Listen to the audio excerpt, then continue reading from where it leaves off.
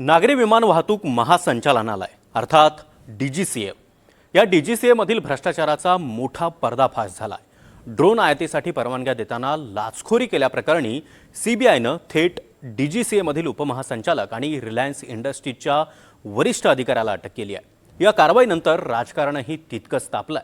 राष्ट्रवादी शरद पवार पक्षाचे आमदार रोहित पवार यांनी डीजीसीएवर पुन्हा एकदा गंभीर आरोप केले।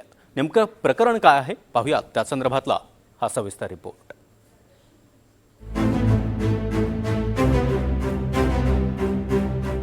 नागरी विमान वाहतूक महासंचालनालयाच्या अत्यंत संवेदनशील एअरवर्दीनेस विभागामध्येच लाचखोरीचा मोठा प्रकार उघडकीस आलाय।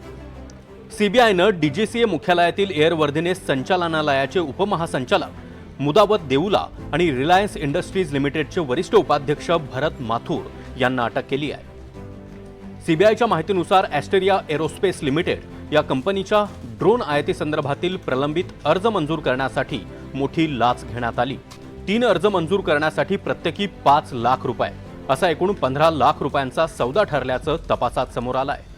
18 एप्रिलला IIT दिल्ली फ्लायओव्हर जवळ लाच स्वीकारली जात असतानाच सीबीआयनं सापळा रचून दोघांना रंगेहात पकडलं। अटकेनंतर सीबीआयनं दिल्लीतील 4 ठिकाणी शोध मोहीम राबवली।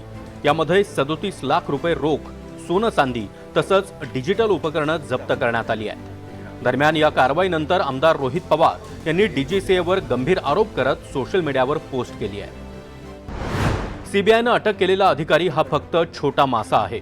डीजीसीए मध्ये मोठ्या प्रमाणावर भ्रष्टाचार सुरू आहे। या रॅकेटमध्ये अनेक बडे अधिकारी सामील आहेत। लाच देऊन डीजीसीए मध्ये काम होत असतील तर लाच देण्यात, दलाली करण्यात पटाईत असलेला व्हीके सिंगनं कशा प्रकारे दादांच्या अपघातासंदर्भातील कागदपत्र क्लीनअप केले असतील याचा अंदाज येतो। रोहित पवार यांनी सीबीआयच्या भूमिकेवरही प्रश्नचिन्ह उपस्थित केलाय। 2 महिन्यांपूर्वी अपघात प्रकरणाचा तपास सीबीआयकडे देण्याची मागणी होऊनही तपास सुरू झाला नाही। मात्र या प्रकरणात सीबीआयनं स्वतःहून तात्काळ कारवाई केल्याचा टोलाही रोहित पवार यांनी लगावलाय।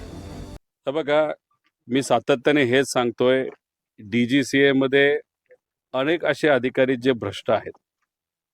हा जो डेप्युटी डायरेक्टर आहे ज्यांना आजच सीबीआयने पकडलं,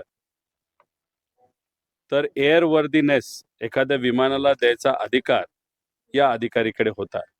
विमान हे उडू शकतं का शकत नाही हे जे सर्टिफिकेट एअरवर्दीनेसचं असतं तर हा अधिकारी त्या ठिकाणी द्यायचा। आणि तोच जर भ्रष्टाचार करत असेल तर जे विमानं एअरवर्दी नाहीत अशांना सुद्धा परवानगी दिली असावी। पण हा एक छोटा मासा आहे, मोठे मासे तसेच अजून त्या ठिकाणी आहेत। माझं हेच म्हणणं होतं की व्हीके सिंग हा पोचलेला माणूस आहे। डीजीसीएच्या एअरवर्दीनेस विभाग विमानांची हवाई पात्रता, नोंदणी आणि सुरक्षितता प्रमाणपत्र देण्याचं काम करतो। अशा महत्त्वाच्या आणि संवेदनशील विभागामध्ये भ्रष्टाचार उघड झाल्यानं विमान सुरक्षेचा मुद्दा पुन्हा एकदा ऐरणीवर आलाय। डीजीसीएतला हा भ्रष्टाचार फक्त लाचखोरी पुरता मर्यादित नाही तर थेट उड्डाण सुरक्षेवर आणि प्रशासनाच्या विश्वासार्हतेवर देखील प्रश्न उभा करणार आहे। या प्रकरणी सीबीआयच्या चौकशीत अजून कोणकोणती नावं समोर येतात याकडे संपूर्ण देशाचं लक्ष लागलंय।